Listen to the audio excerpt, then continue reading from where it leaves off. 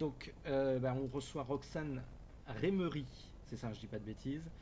Je vais te laisser te présenter un peu plus en détail. Et l'idée, en fait, c'est que tu puisses répondre aux questions des élèves et des collègues qui sont là sur ton parcours, sur le métier de barman. Et je pense que ma collègue Madame Frey va être intéressée sur le côté de la place de la bar manager, la femme en tant que chef barman, puisqu'elle avait donné un petit travail aux élèves sur ça. D'accord. Donc je vais te laisser, puis moi j'ai préparé des petites questions si on a besoin, mais je vais te laisser te présenter tout d'abord et puis on complétera après par les questions. Alors, est-ce que tout le monde m'entend bien déjà? Oui. Et, et bonjour à tous, merci de me recevoir pour que je puisse parler un petit peu de mon parcours. Je m'appelle Roxane, j'ai 26 ans, donc je suis sortie de la mention bar en 2016, donc c'est encore assez récent. À la base, je suis d'un littéraire, donc rien à voir avec l'hôtellerie-restauration. Et je me suis vite reconvertie, disons, après le bac. J'ai fait une année, en fait, où je me suis un petit peu cherchée entre une fac d'allemand et puis quelques petits boulots par-ci par-là. Et je me suis vite rendu compte que la restauration, ouais, c'est vraiment ce que je voulais faire. Ça m'a menée en mise à niveau à Poligny, dans le Jura. Donc, c'est le parcours obligatoire si on veut reprendre un cursus hôtelier, donc quand on a un bac littéraire comme j'avais. Donc, mise à niveau, et ensuite BTS en 2 ans. Donc, j'ai pris l'option A, gestion marketing. Après le BTS, j'ai fait la mention bar, comme vous. Alors, c'était en apprentissage. Je ne sais pas si vous êtes en apprentissage aussi. Alors on a les deux publics. D'accord. Ok, très bien. Du coup, moi, j'étais en apprentissage avec Disney. Donc, j'ai fait ma mention bar au Café Fantasia, si vous connaissez. Donc, c'est dans l'hôtel 5 étoiles de Disney. Donc, en un an. Et ensuite, je suis restée un petit peu dans cette entreprise où j'ai signé un CDI dans un premier temps, avant d'avoir une opportunité à la Réserve Paris, donc petit palace qui a ouvert, enfin, qui est devenu palace en 2016. Et moi, je suis arrivée en décembre, donc 2 mois après l'extinction. J'ai commencé en tant que barmaid et petit à petit, jusqu'en septembre 2020, 2019, pardon, date à laquelle j'ai quitté l'entreprise, j'ai évolué à différents postes. Donc j'ai commencé en tant que barmaid, ensuite j'ai fait premier barman et ensuite responsable du bar. Donc, une jolie expérience dont je pourrais vous parler un peu plus en détail après. Euh, En septembre dernier, j'ai décidé de quitter la France et je suis partie en Australie. Donc, j'ai pris un visa vacances-travail, donc on appelle un working holiday. Ça permet d'avoir plusieurs employeurs, de 6 mois maximum pour chaque employeur, et en même temps de voyager sur le territoire pendant un an. Malheureusement, Covid-19 oblige, j'ai dû rentrer il y a 2 semaines maintenant, puisque en Australie, on n'a pas exactement les mêmes avantages sociaux, si je puis dire. Il n'y a pas de chômage, il n'y avait pas d'aide pour les étrangers notamment. Donc, je me suis fait licencier pour raison économique et je suis rentrée maintenant dans le Jura, où j'attends de pouvoir prendre un poste cet été dans l'hôtellerie-restauration, je l'espère. Bah, écoute, un beau parcours, un peu atypique. Ouais. Je pense que les jeunes ont pu se renseigner un peu sur toi déjà. Euh, alors, elle est modeste, Roxane, parce que il y a quand même pas mal de palmarès derrière. Tu m'arrêtes si je dis des bêtises. Donc, ta mention bar, c'était en 2015-2016, hein, c'est ça.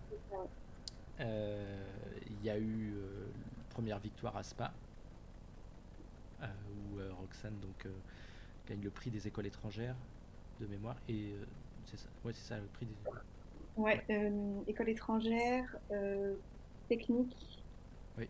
et le premier prix. Ouais. Il y a eu le Grand Prix Bacardi, si je ne me trompe pas. Le Grand Prix Martigny, ouais, tout à Ouais, fait. Grand Prix Martini. Le Disney Shaker Challenge. Ouais. Bah, elle est modeste, hein, elle en a oublié plein. Et le Beluga Signature. Beluga Signature en Russie. J'avais fait les JTB aussi quand j'étais à l'école. Oui, et CNJTB, ouais. Et les Pernod, Challenge Pernod. Et Pernod, ouais. Je me rappelais plus du tout de ton classement du CNJTB et du Pernod. Deuxième au JTB, Oui, c'est ça. vaincu par Marseille. Ouais. Et Pernod, quatrième. Ah, ouais, c'est ça. Oui, t'as pas eu la chance d'aller à Cuba, toi. Non. Donc ouais, ça va. Enfin, vous voyez que ça.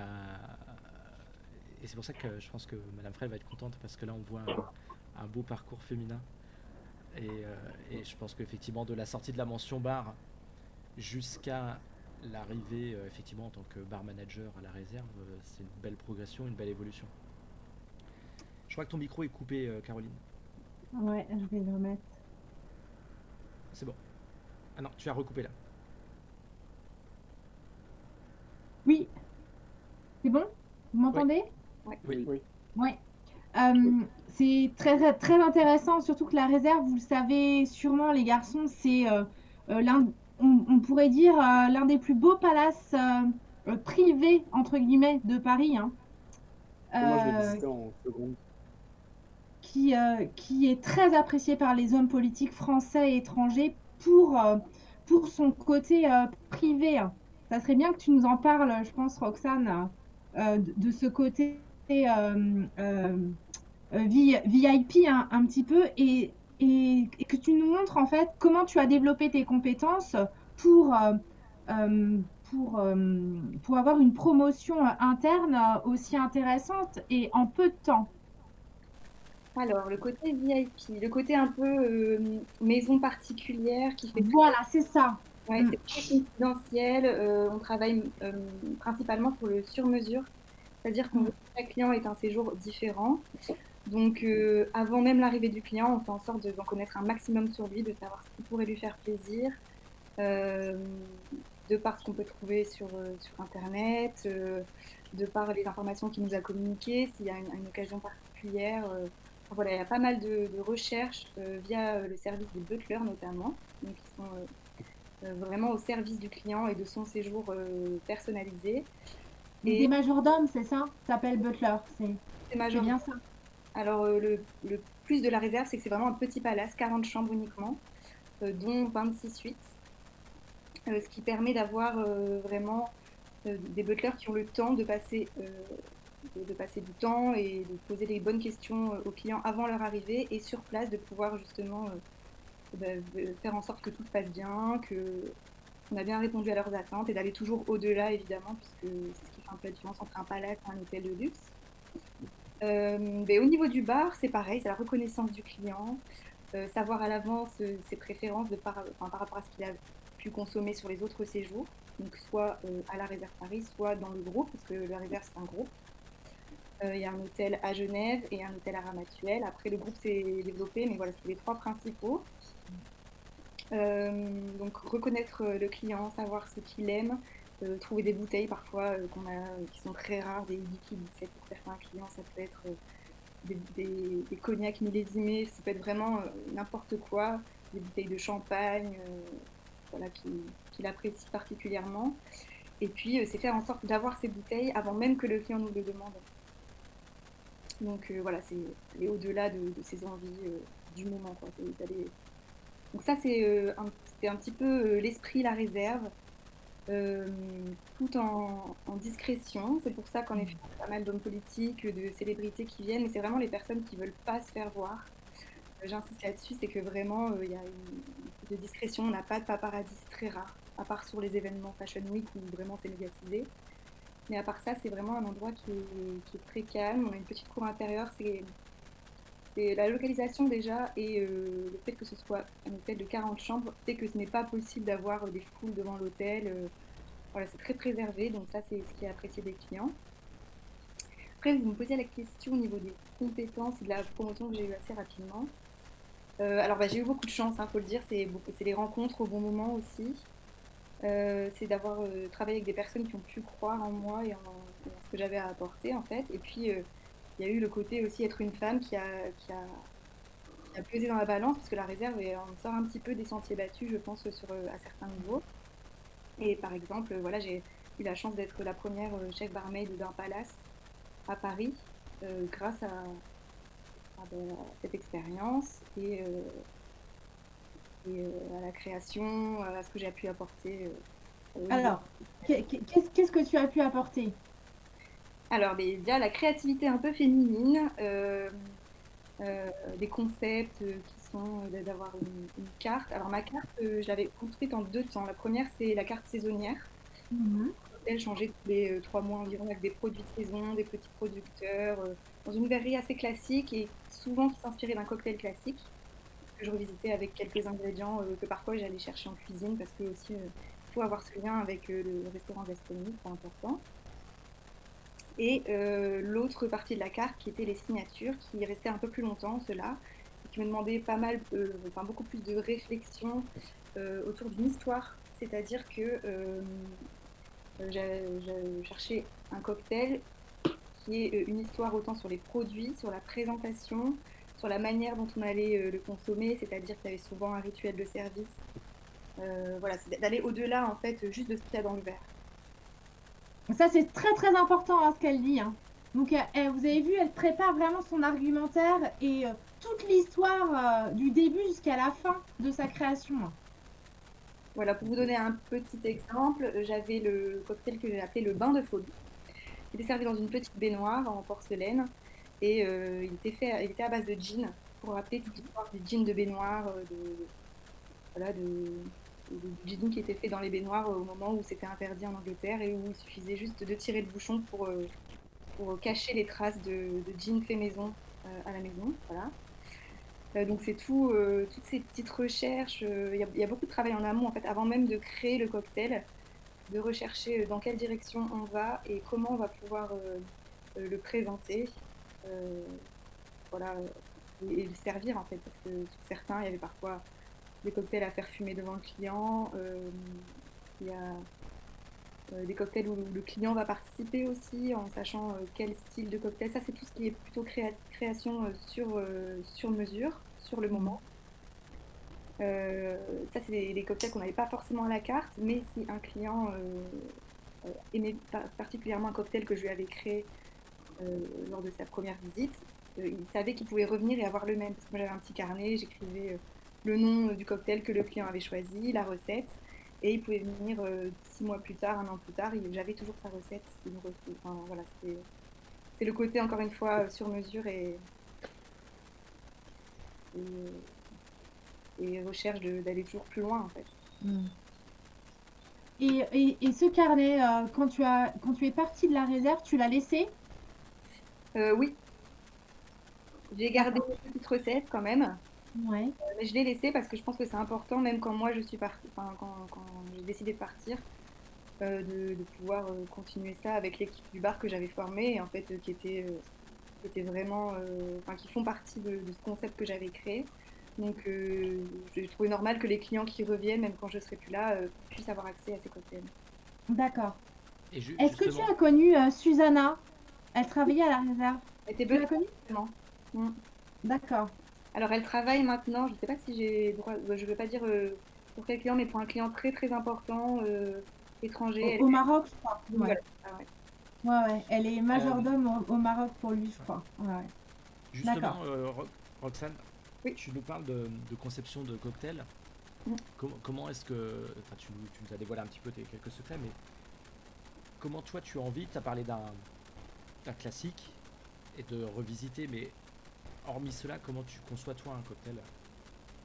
Alors j'essaye de pas m'arrêter uniquement sur mes goûts parce que moi j'ai un palais qui est très acidité. Enfin, j'aime beaucoup ce qui est sour et un peu sweet et voilà. Enfin, le cocktail whisky sour par exemple c'est mon préféré. Donc j'essaye de sortir un peu de ce que moi j'aime et de mettre en mode un peu machine, en sachant sur quoi je vais axer le cocktail. Est-ce que ce sera sur un spiritueux en particulier? Est-ce que ce sera sur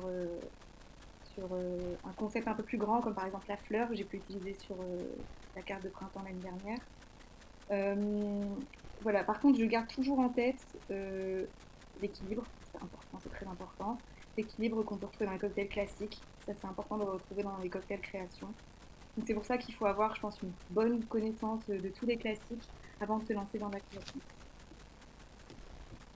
Les Les garçons, garçons, vous avez des questions peut-être? Alors, vas-y. Ouais, J'ai plusieurs questions. La première, enfin, c'est des questions assez classiques, mais c'était qu'est-ce qui vous a le plus passionné dans le bar? Enfin, qu'est-ce qui vous a attiré là-dedans? Alors, Et c'est toute la connaissance spiritueux, tout ce qui est. Alors moi, j'adore aller auprès des producteurs. J'ai une grande passion pour le cognac. Aller dans les maisons, enfin, visiter les maisons de cognac, voir les différences entre chacun et la passion que chaque producteur peut transmettre, ça c'est vraiment ce qui m'a fait, je pense, tomber un peu amoureux du milieu du bar. Après, il y a aussi la relation avec le client au cœur de notre métier et il faut pas perdre ça de vue. On fait des cocktails certes, mais la personne qu'on veut séduire en première, c'est le client. Euh, Une clé, après, c'est le côté aussi où on peut parler anglais, les langues étrangères. Je trouve qu'on a une chance de pouvoir voyager avec ce métier et justement de parler d'autres langues qu'on n'a pas forcément dans ce métier. Donc pour ça, la restauration et en particulier le bar, c'est génial. Mais voilà, je pense que c'est les choses principales. Vous avez travaillé dans combien de pays différents du coup? J'ai travaillé en Australie, à part la France. C'était ma dernière expérience. Donc j'étais dans un bar à cocktail. J'ai changé complètement de style de bar. C'était un bar à cocktail classique, bar d'envoi, c'est-à-dire que le week-end, on était il y avait deux stations de bar, on pouvait envoyer des centaines de cocktails par soir, c'était assez impressionnant. Et ça, c'est vraiment ce qui me manquait à mon cursus, c'est-à-dire que le côté palette, luxe, c'est très bien, c'est une expérience géniale, mais il me manquait un petit peu le côté bar à cocktail, street où on improvise un peu plus aussi parfois. Ça, c'était donc ma dernière expérience en Australie. Je suis restée 6 mois dans ce bar. Oui. Et du coup, est-ce que vous avez vu des coutumes au niveau des saveurs ou des différences En Australie? ouais, entre l'Australie et la France? Ouais, mais déjà, la culture cocktail n'est pas la même. Il faut savoir que les clients qui viennent dans votre bar, pour 80% d'entre eux, vont connaître les cocktails classiques quasiment aussi bien que vous. Donc là, c'est impressionnant au début quand on vous demande des vieux cocktails, Sazerac, vieux carré, etc., qu'on n'a plus l'habitude de faire en France parce que nos clients français ne les demandent pas forcément. Ça a une énorme importance à l'étranger. Donc, de nouveau, la connaissance des classiques était très importante. Les Australiens ont un palais un peu plus, comment dire, ils aiment bien les cocktails un peu plus forts, tout ce qui est old fashion, etc. Enfin, les cocktails ne sont pas forcément fruités, alors qu'en France, on a tous l'habitude d'aller sur des pina colada, des mojitos. Enfin, je ne veux pas aller dans les clichés, mais sur les cocktails un peu plus peut-être acides, sucrés et longs, rafraîchissants, alors que là-bas, on va vraiment sur des choses un peu plus corsées et, et voilà, on n'a pas forcément le même palais. C'est vrai que et nous, c'est vrai que là, en France, on a la culture du vin avant tout. Là-bas, ils n'ont pas forcément ça, donc ils ont une culture cocktail qui est plus développée déjà de base. Moi j'ai une question. Est-ce que vous avez un produit vraiment là-bas, un produit typique qui vous a marqué? Ça m'a marqué. Euh, Quelque chose que vous dites, ah ouais, c'est dommage que j'ai pas, qu'on n'a pas ça en France, j'aurais bien aimé. Bonne question. Pas spécialement, ils commencent à se développer très fort, notamment au niveau des whisky et des gins. Il y a des whiskies, notamment, enfin en Tasmanie. En Tasmanie aussi, ils font des choses vraiment géniales, super. Mais il n'y a pas un produit en particulier. Enfin, là, je pense pas comme ça à quelque chose qui m'est vraiment marqué au point de me dire c'est dommage qu'on n'en ait pas. Les produits locaux qui sont très intéressants à utiliser, les plantes, voilà. Les Et fleurs. j'ai appris à Les faire plantes, les fleurs. ouais, avec des plantes qu'on n'a pas en France, et donc ça, c'était assez intéressant. Comment vous avez fait pour justement trouver ce travail en Australie? Est-ce que c'était via des contacts? Alors non, moi je suis allée en Australie, j'ai choisi une ville un peu au hasard parce que je ne savais pas du tout, enfin je suis partie toute seule. C'était un projet que j'avais depuis plusieurs années de partir à l'étranger, je ne savais pas forcément que ça allait être l'Australie. Au final, ça s'est révélé assez logique pour moi parce que c'est un endroit où on peut avoir un visa facilement, en tout cas pour travailler, et un endroit où on peut travailler dans la restauration euh, sans avoir besoin de faire un équivalent ou etc. Enfin voilà. Où l'anglais est présent, voilà, je voulais parler anglais aussi. Euh, alors, je suis arrivée à Melbourne, du coup, en octobre, mi-octobre 2019. Dès le départ, j'ai commencé à faire tout ce qui est paperasse. Il faut créer un numéro travailleur, un numéro de téléphone australien pour pouvoir être contacté par les employeurs, etc. Refaire son CV, donc le CV à l'australienne, pas exactement le même que le français, c'est beaucoup plus détaillé sur les expériences qu'on a. Par contre, c'est moins détaillé, enfin, il n'y a pas de photos, il y a beaucoup moins de détails peut-être personnels, mais voilà, c'est plus axé sur ce qu'on a pu faire dans les différentes expériences qu'on a eues. Et même si ça fait 2-3 pages, c'est pas grave, au contraire, en Australie, ils adorent ça. Donc j'ai distribué mon CV dans un premier temps en faisant une liste. Alors je suis allée sur Google Maps, j'ai regardé tous les bars à cocktails qu'il y avait, j'ai fait mes petites recherches, j'ai trié par ordre de quartier ou par ordre voilà, de ce qui m'intéressait vraiment en termes de style de bar à cocktail. Et puis ben, voilà, j'ai distribué mes CV un dimanche soir. Et j'ai eu la chance de venir avant la saison d'été, parce que là-bas les saisons sont inversées. Donc moi, fin octobre, c'était la fin du printemps. Au début de l'été. Ouais, le moment où il n'y avait pas encore tous les nouveaux arrivants en visa working holiday, et j'ai trouvé le travail vraiment très rapidement. Donc en une semaine, j'avais décroché quelques essais. Alors ça fonctionne aux essais, c'est-à-dire que vous venez travailler 3-4 heures dans le bar, on vous regarde, on vous demande de passer derrière le bar un petit peu, de servir les clients, on voit comment vous réagissez. Et suite à ça, on vous dit, voilà, vous êtes pris, pas pris. Donc, D'accord. en l'espace d'une semaine, j'avais trouvé, j'étais sûre de ce que je voulais et j'avais trouvé dans l'endroit que j'avais, que je voulais. C'est bon pour vous les garçons? Moi, c'est bon. Euh, Moi j'ai encore Ouais. 2-3 Ah bah, questions. on y va. Est-ce que, du coup, parce que vous avez dit que vous étiez la première chef barman d'un palace sur Paris, c'est ça? Mhm. Est-ce que du coup, est-ce que vous avez senti des changements pour le fait d'être une femme dans le milieu du bar? Enfin, est-ce que on vous a déjà fait ressentir Alors, c'est arrivé, c'est pas arrivé beaucoup, voilà, je veux pas faire une généralisation ou quoi que ce soit. C'est déjà arrivé d'avoir un client qui vienne et qui soit surpris de voir une femme derrière le bar, d'autant plus que c'est elle qui gère le bar. Ça m'est déjà arrivé, voilà, vraiment pas souvent, mais voilà, faut en avoir conscience. Et c'est pas forcément évident pour tout le monde d'avoir une femme derrière le bar. pourtant ça devrait être naturel, c'est comme un homme, mais bon. Ouais. Ça se développe dans les bars à cocktails notamment, dans les bars de luxe, ça commence aussi et franchement, ça fait plaisir. Mais voilà, c'est quelque chose qui n'est pas encore inscrit dans les mœurs, surtout dans l'hôtellerie française. Parfois, ça peut être encore un petit peu, excusez-moi le terme, vieille école. Mais voilà, c'est en train de changer et c'est en bonne voie. Ouais. Et du coup, est-ce que vous avez dû, entre guillemets, vous démarquer des autres, justement parce que on pouvait penser différemment de vous Alors, j'ai pas été en concurrence avec d'autres personnes pour le poste, ça, c'est ce que vous voulez savoir. Euh, alors, la réserve, c'est un tout petit hôtel, comme je vous disais, il y avait 7-8 tables à l'époque. Et on était une équipe de 4 au bar, donc ce qui n'est pas énorme. On avait un commis de bar, 2 barman et un chef barman. Après, ça a ensuite évolué en fonction des promotions des uns des autres et des nouveaux arrivés. J'ai eu un apprenti aussi à un moment donné. Mais non, ça s'est fait un peu naturellement en fait. Ça a été de ma part, je pense, l'envie d'apprendre d'autres choses, d'aller naturellement vers les personnes qui étaient au-dessus de moi pour voir comment elles travaillaient, pour après moi l'intégrer dans mon quotidien. Et en fait, du coup, ça s'est fait un peu naturellement sur les quelques mois. Arrivés. D'accord. Et du coup, j'ai une dernière question. C'est quel est votre bar favori sur Paris, celui que vous aimez vraiment fréquenter en tant que cliente? C'est difficile de choisir, mais si vraiment je devais en choisir un, je dirais le Copper Bay. D'accord. J'adore. Et pourquoi?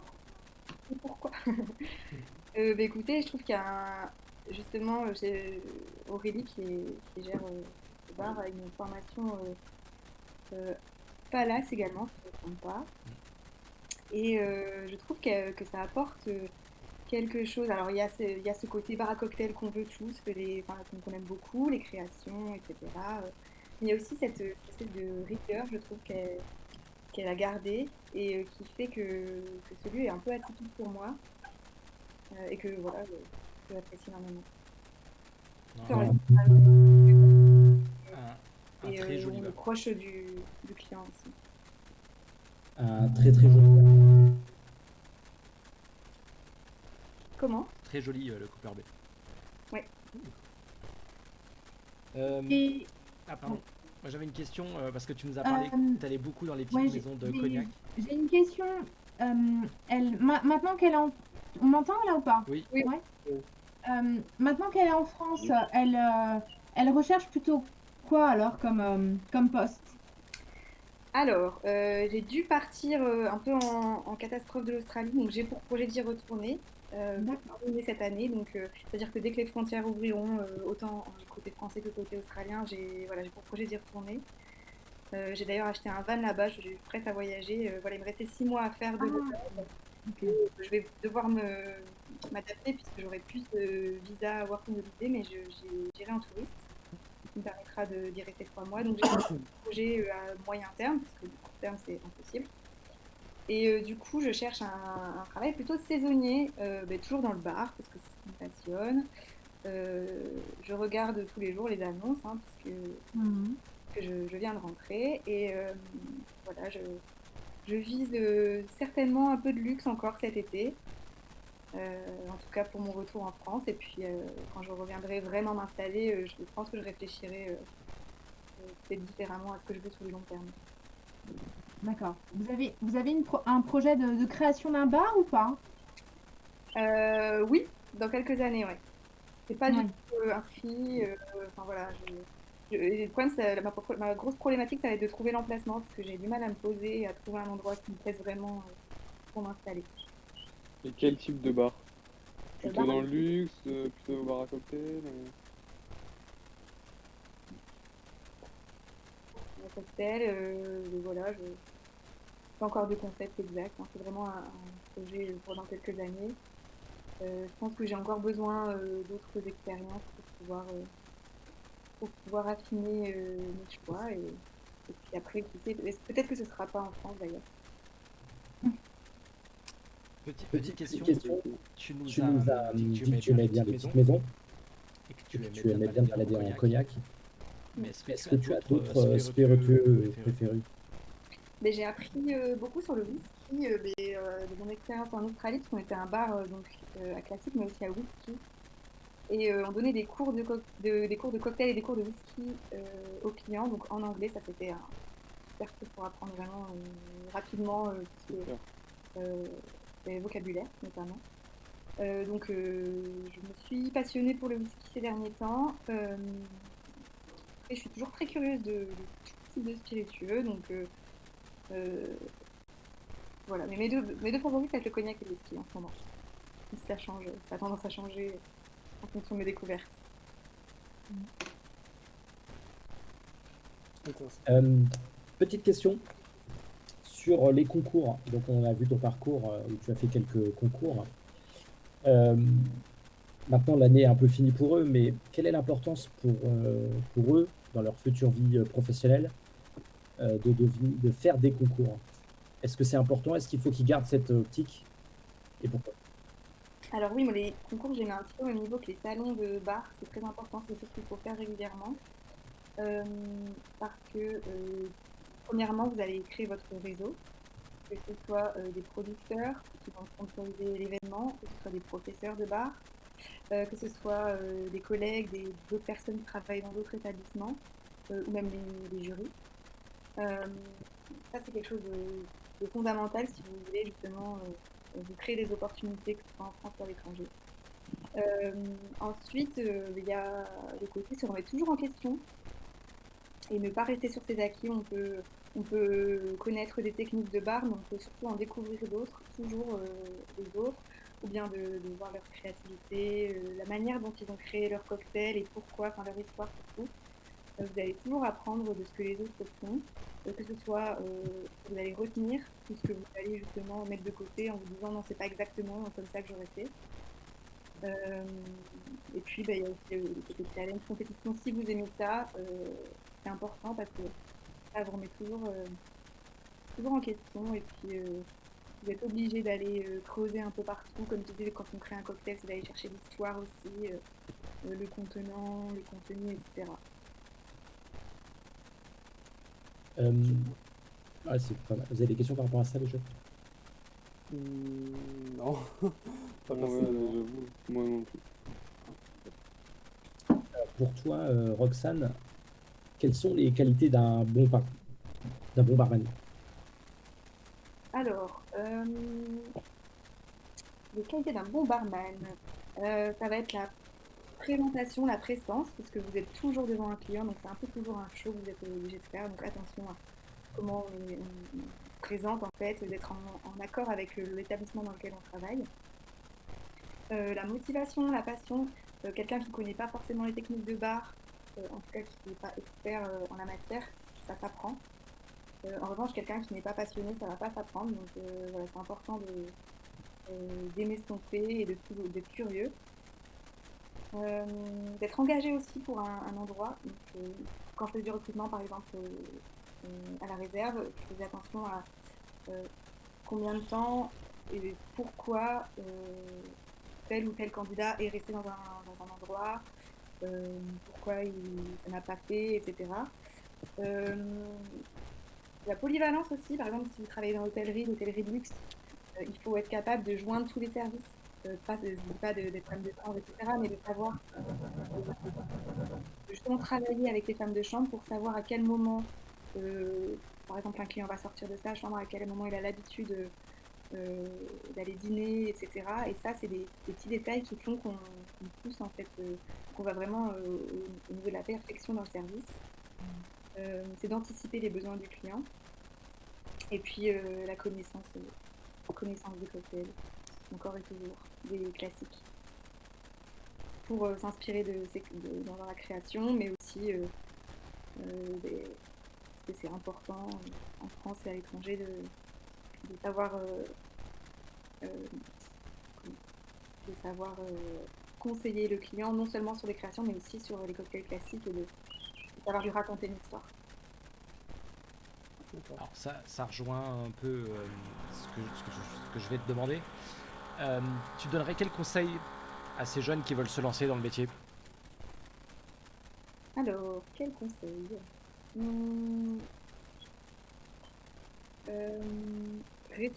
Voyez un petit peu quel style de bar vous plairait, c'est-à-dire ne foncez pas tête baissée dans un bar à cocktail ou dans un établissement de luxe parce que vous pensez que c'est la meilleure chose pour votre carrière. Pensez à ce que vous aimez vous et les choix après vont s'affiner petit à petit, c'est-à-dire que pas parce que vous commencez par luxe que vous ne pourrez pas faire du bar à cocktail, parce que vous commencez par du bar à cocktail que vous ne pourrez pas faire du luxe, etc. Donc ça c'est important.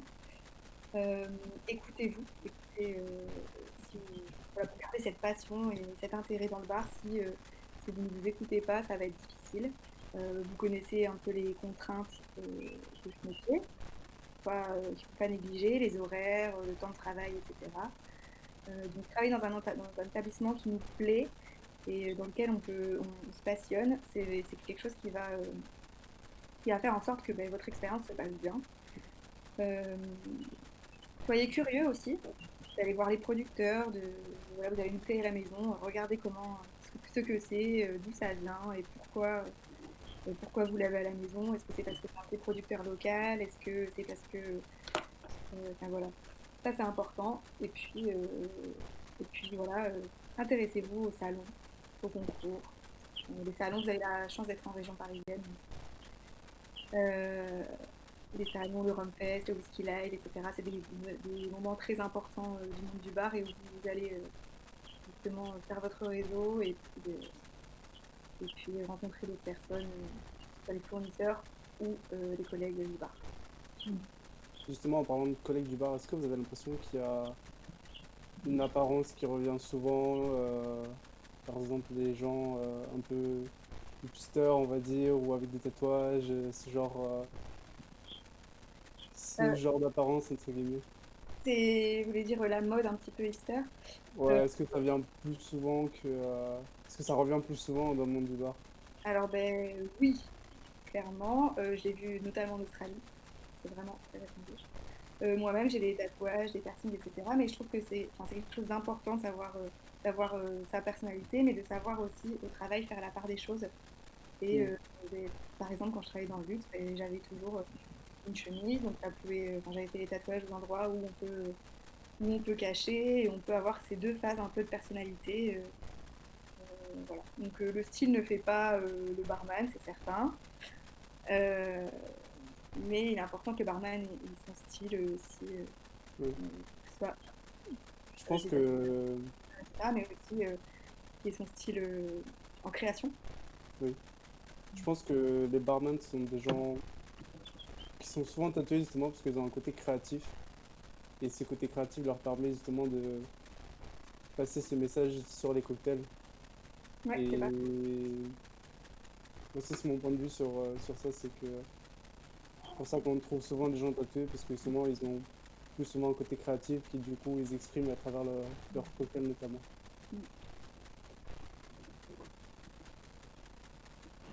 D'autres Après, c'est la questions mode. peut-être?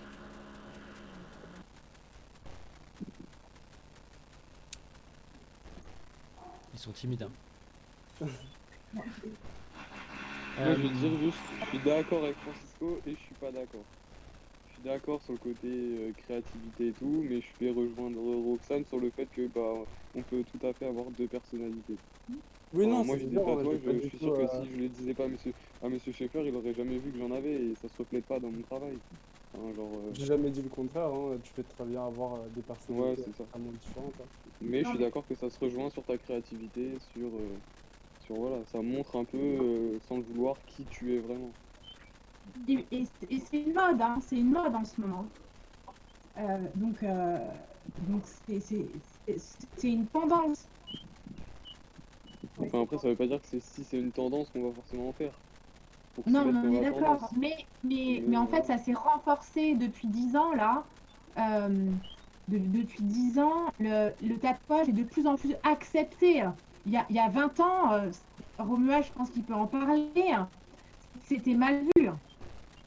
Sauf dans Oui, certains pays où c'est vraiment une culturelle. il y a toujours eu des tatouages dans le milieu de la restauration. Après, Oui. effectivement, il faut accepter de les cacher. C'est comme le piercing. On peut très bien avoir du Mm. piercing visible ou non enfin, visible, mais on va s'adapter à l'établissement dans lequel on va aller travailler. Bien évidemment, à la réserve, si on prend l'exemple du dernier poste de Roxane, un client n'acceptera pas d'avoir un piercing à l'oreille ou dans le nez ou un tatouage sur le cou. On peut les avoir. Moi, j'ai un ancien élève qui en avait et il portait des chemises longues toute l'année. Il faut s'adapter au milieu et il faut s'adapter à la tendance.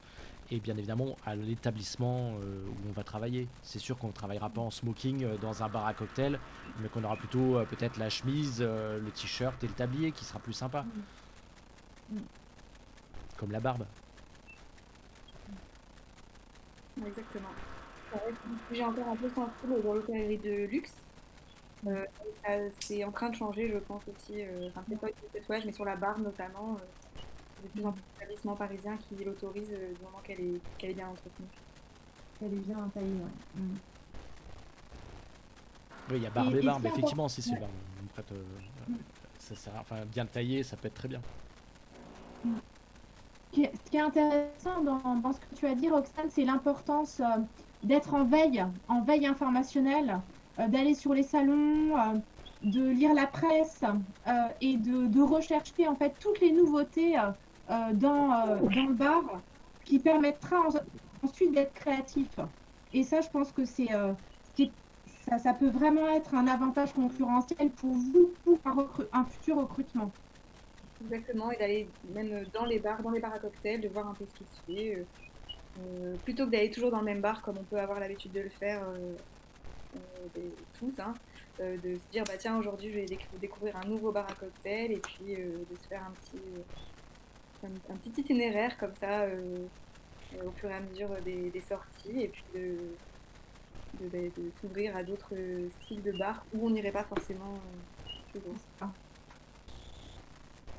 Alors, on a un commentaire sur Facebook de Christophe qu'on va recevoir jeudi qui dit « En tant que barbu tatoué, je soutiens ce que Roxane souligne, soyez vous-même, mais sachez vous adapter à la personne en face de vous et à sa clientèle. »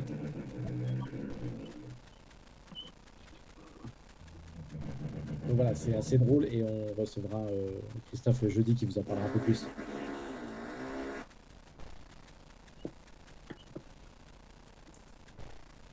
Qu'est-ce que tu penses, toi, un petit peu, pour ces jeunes? Là, nous, on est en région parisienne. Donc toi, tu as travaillé beaucoup en région parisienne, à l'étranger. Est-ce que tu penses que ces jeunes doivent obligatoirement travailler en région parisienne ou est-ce qu'ils doivent quitter cette région et aller voir du pays? Alors, si vous avez envie d'aller à l'étranger, je vous pousse à le faire, je vous incite à le faire, notamment en début de carrière. C'est important parce que vous allez développer des compétences qui vous serviront toujours, l'anglais notamment, c'est hyper important. Euh, Sinon, vous avez la chance d'être en région parisienne, donc c'est là aussi où il y a une espèce de concentration de style de bar, etc. Pourquoi pas, si vous voulez rester en France, commencez là, mais vous n'êtes jamais fermé à quitter un peu la région, à faire des saisons, où vous allez apprendre très rapidement, parce que vous allez travailler peut-être sous pression, ou en tout cas avec beaucoup de clients euh, sur un court temps. Voilà, je vous incite à vous écouter encore une fois, mais à ne pas rester focalisé sur une idée qu'on peut avoir de se dire non, je reste ici, ou au contraire, non, je vais à tel endroit. Faut savoir saisir les chances, les opportunités qui sont un peu partout. Donc ça, c'est en fonction des offres d'emploi aussi que vous allez voir sur le site de l'hôtellerie-restauration, ça peut être sur les groupes Facebook de recrutement, ça peut être aussi les forums, des choses comme ça, avec qui sont partis à l'étranger, ceux qui apprécient. Non, non, il y a pas de, il y a pas de parcours idéal, je pense, et il faut vraiment l'adapter à chaque personne et chaque personnalité. C'est une belle expérience, en tout cas. Le niveau vous allez en parler un peu sur le côté bar à cocktail parisien. Qu'est-ce que tu en penses? Mais c'est un peu la famille, hein. On fait vite, on tisse vite des liens, on se rend compte que c'est un tout petit milieu, le bar. Et mais d'ailleurs, quand on va sur les salons, on voit les mêmes personnes. Quand on va d'un bar à l'autre, on peut voir le barman d'un autre bar à cocktail qui vient voir son verre d'après-service dans un autre endroit où vous allez vous rendre. Enfin voilà, c'est assez fantastique et fort, je trouve, euh, d'avoir d'avoir ce réseau en fait à Paris. Moi, ayant quitté la région parisienne, maintenant je suis dans le Jura. Euh, je peux vous dire que c'est pas la même chose. C'est bien, tu as du vin jaune et tu as du Magvin. Exactement. C'est très bien pour le confinement, c'est très bien pour les vacances, etc. Mais c'est pas là qu'on fait sa carrière professionnelle, en tout cas dans les bars à cocktails, puisqu'il n'y en a pas. Euh, Je vous entends pas, je crois que le micro il Le micro peut- je vais reprendre le relais. Un barman ou une barmaid qui t'inspire? Euh, je dirais Clément Emery au Shangri-La. Est-ce que vous avez vu un petit peu euh, ses créations? Non, moi je connais pas du tout. Alors, il a toujours une histoire autour de ses cocktails. Il a vraiment poussé un concept très, très fort. Je vous invite à regarder un petit peu ce qui se fait dans le bar à cocktail botaniste du Shangri-La, qui est excellent. Ça, c'est un peu. Enfin, c'est des bonnes sources d'inspiration, en tout cas pour ma manière de créer. Après, il y a ces, ces personnes dont vous parlez, Aurélie par exemple, qui a une carrière, une jolie carrière en tant que femme et qui est très inspirante aussi, euh, notamment de parce qu'elle a créé en tant qu'entrepreneuse et aussi parce qu'elle crée en termes de cocktails. Euh, voilà, je pourrais en citer d'autres encore, mais je m'inspire un peu de tout le monde, de toutes les personnes que je peux rencontrer sur mon parcours. Il y a toujours du bon à prendre en chacun et je vous invite à vraiment vous ouvrir à ces personnes.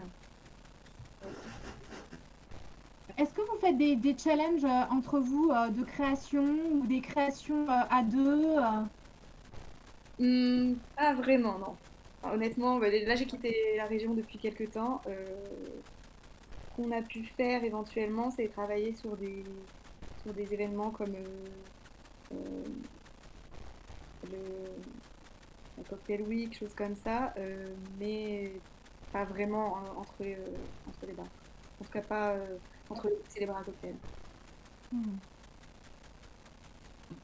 En Suisse, tu aurais des possibilités pour travailler dans des établissements au niveau des bars? Ensuite, Ouais, oui, éventuellement, c'est quelque chose vers lequel je vais me tourner pour mes recherches aussi, d'accord. géographiquement. Hmm. Et j'ai eu la chance de travailler aussi sur la carte du bar de la réserve Genève, parce que du coup, je vous disais que c'était un groupe. La réserve Genève, Ouais. c'est le premier établissement du groupe. Et l'année dernière, j'avais j'avais créé leur carte pour l'été. D'accord. Bon, ton objectif, repartir en Australie, mais est-ce que tu as d'autres objectifs de concours? Pas dans l'immédiat, mais c'est pas quelque chose que, qui me dérangerait. Enfin voilà, peut-être, on verra. On parle de concours justement. Le concours professionnel que les élèves là devraient faire, le premier concours issu de la mention. Euh, je vous invite au concours marque, disons. Euh, Dans un premier temps, avant même, avant d'avoir beaucoup d'expérience dans le bar, je vous invite à aller vers des marques Challenge Monin, Courvoisier, Camus, enfin tous des. Vous concentrer vraiment sur une marque que vous appréciez, évidemment, parce que c'est très important.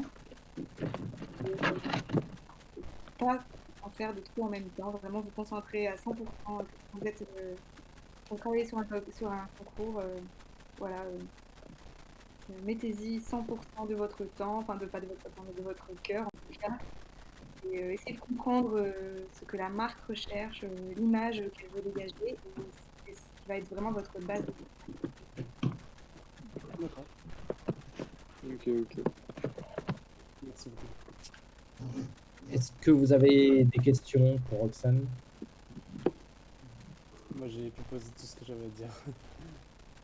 Moi, Max, c'est pareil, j'ai eu les réponses. J'avais des questions, mais les réponses ont été répondues. Même chose que lui. Max, des questions? Non, c'est pareil, des questions que je voulais poser, on a été répondues. Ah, mais monsieur, chez vous, il se passe quoi là? Chez moi, c'est un peu le bazar. Ils ont un C'est n'importe quoi.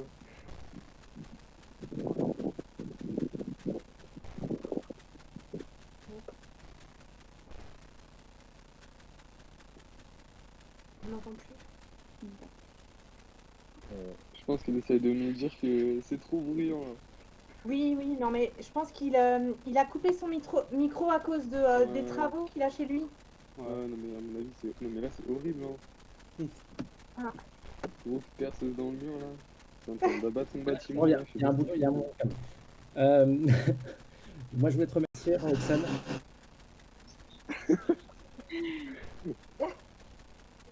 Et merci d'avoir pris le temps de m'accueillir. C'est nous qui te remercions du temps que tu as accordé pour les élèves et des questions que tu as pu donner. Je vais laisser Caroline conclure parce que là, j'entends plus rien. Merci beaucoup, Roxane. C'est avec plaisir de t'avoir écouté. Je pense qu'ils ont appris vraiment à comment se mettre en avant dans les périodes de recrutement pour préparer leur entretien d'embauche. Je pense que c'est vraiment important, tout ce que tu leur as dit. Mettre en avant leurs compétences, leurs qualités, qui leur a fait choisir l'établissement où ils vont aller. L'importance de la personnalisation du client aussi, on a énormément parlé, et ça dans le luxe, c'est ce qu'on attend d'eux. D'être un bon communicant avec les autres services aussi, ça c'est hyper important, tu l'as dit. Pour bien connaître un client, il faut aussi connaître les autres services on va travailler pour avoir les bons ingrédients et répondre à sa demande. Donc, bah, merci beaucoup. C'était fort enrichissant, je pense, pour tous. Et j'aimerais bien que tu viennes aussi dans mes classes de BTS, ma chère. Pour faire une visio, ça serait génial. Donc, si tu le veux bien, je prendrai ton contact Bien sûr, avec par WhatsApp, parce que je pense que c'est vraiment t'as un parcours vraiment très intéressant pour nos étudiants. Merci beaucoup. Moi, j'ai juste une dernière question. Oui. Juste une dernière question. Est-ce qu'à la réserve, ils prennent des alternances? Au bar? Oui, alors l'objectif de Louis, c'est de rentrer en BP l'année prochaine. D'accord. Effectivement, la réserve fait partie des établissements qui visent. Alors, ça fait quelques mois que j'ai quitté la réserve. Je ne sais pas quelle est leur nouvelle, enfin, leur ligne conductrice maintenant en termes de recrutement, mais je vous invite à envoyer une candidature spontanée. De toute manière, voilà, c'est tout, c'est ce qu'il faut faire. Ok, ça marche, pas de soucis. Travailler le réseau, Exactement, montrer qu'on a envie. exactement. Et je profite d'un moment. Roxane, il faut qu'on se revoie. Merci beaucoup à toi, Roxane. Et puis, Merci Roxane, au revoir. Merci à vous. Merci. Merci.